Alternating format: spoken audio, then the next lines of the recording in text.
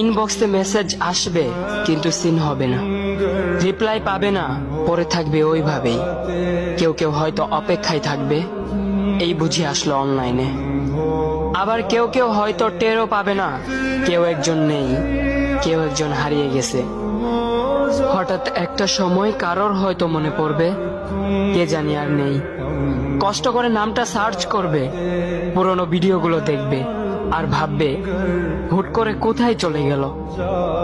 আবার কেউ কেউ হয়তো একদিন দুই দিন না পেয়ে ফ্রেন্ড লিস্ট থেকে আনফ্রেন্ড করে দেবে। যখন আমি থাকবো না তখন আমার স্মৃতি কারোর মনে পড়বে, হয়তো পড়বে, আবার হয়তো পড়বে না।